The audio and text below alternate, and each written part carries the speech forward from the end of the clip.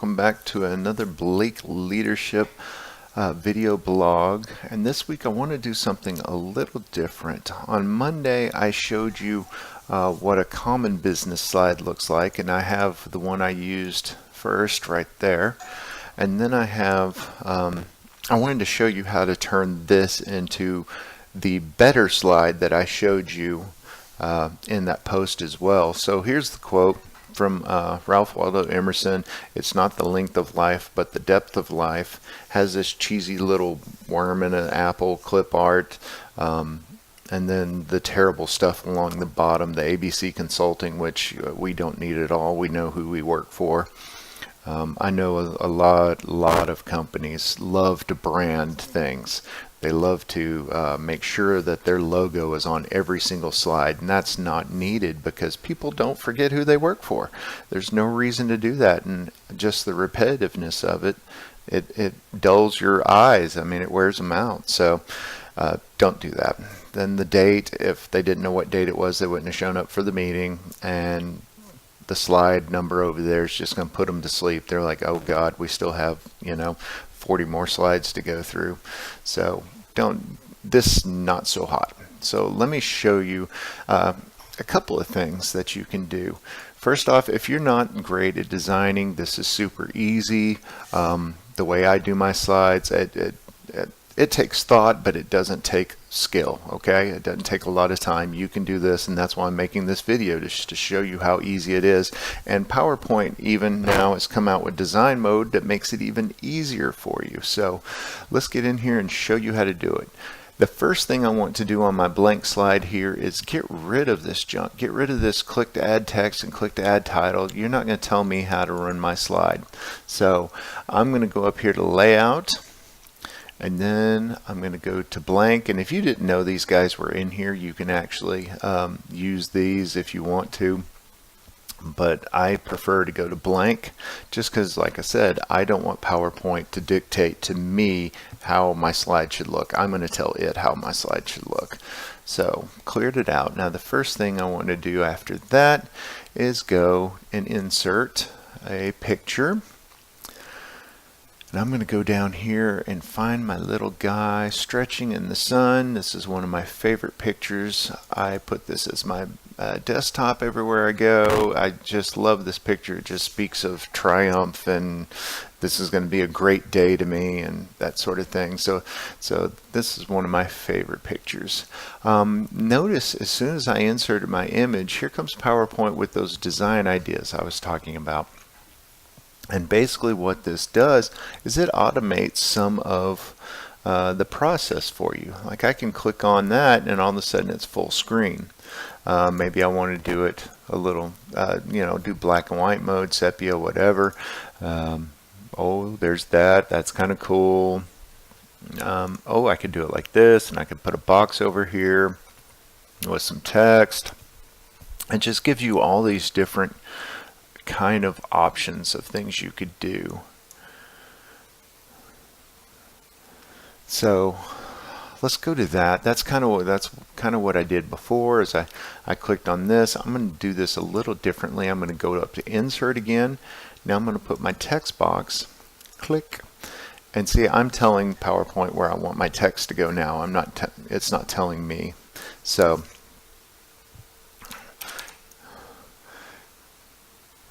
is not mount.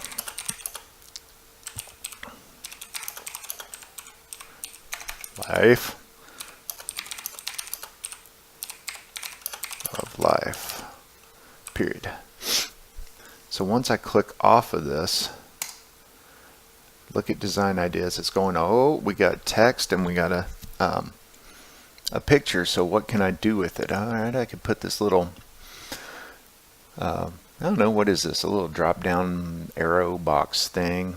I could do the whole gray out, and that's not too bad. I like this. I like the little scalloping that it puts on here. I think that's kind of cool. Circle's not bad either. They'll cut it out. There's that side box. So I have several different options. Personally, of all of them, that's my favorite, I think. So that's one way you can do it. Even if you don't have much time, you're not that creative, you can at least make a really good slide like this just by dropping in a picture, typing in something, boom, it's done. That's all it takes. But to make the one I did, let's go in here and put a new slide. And I'm going to do the exact same thing and add that picture in. If you notice, I use Adobe Stock. That's what I use for all my photos. So, all right, put in my picture. I have my design ideas, but this time I'm actually going to do it old school for you without the design ideas. I showed you how to do it. You could click on this top one and stretch it to full screen. That's totally cool.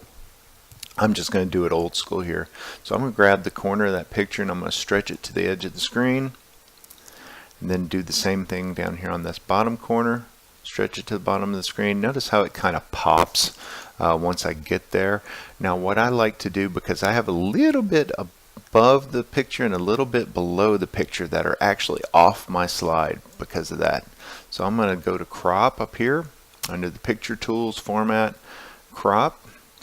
Grab not the white dot because that's just going to move your picture around. You want to actually grab this little black line and scooch it on down, and you can see the white slide behind there. That's what I want.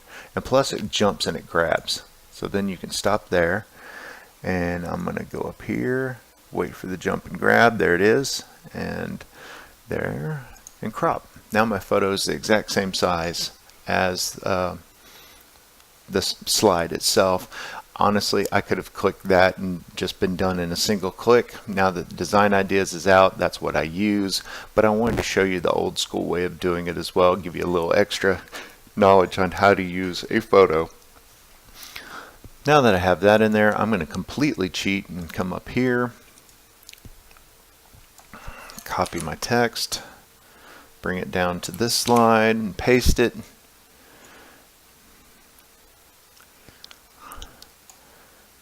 And choose my font. Now this is one thing I really like about PowerPoint is you can sit here and look as you're mousing through this. Not only can I see the kind of what it looks like here on the screen, and I'm pointing at my screen like you can actually see me point, but not only you can see in this the fonts, you can see what it looks like, but when you're mousing over them, you can see kind of what it's going to look like on your slide. Now I used the book Antuca on this one before, so I'm going to use the same thing. Then go up here to my font size.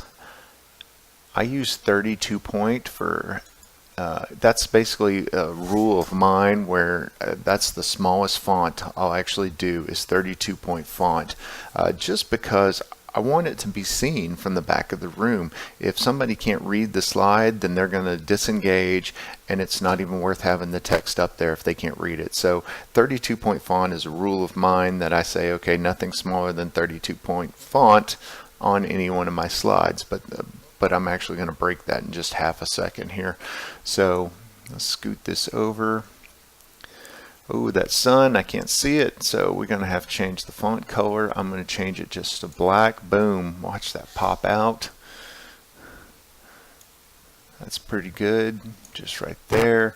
I like adding a little depth to my quotes as well. So I don't want it to do what it's doing. I want to align it to the left. There we go. Stretch out this box a little bit, and then tab. There we go.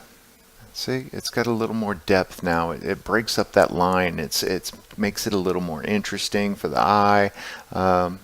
Makes you read it a little better. It does. And then I can come in here, insert text. I told you I was going to break my own rule. Oh.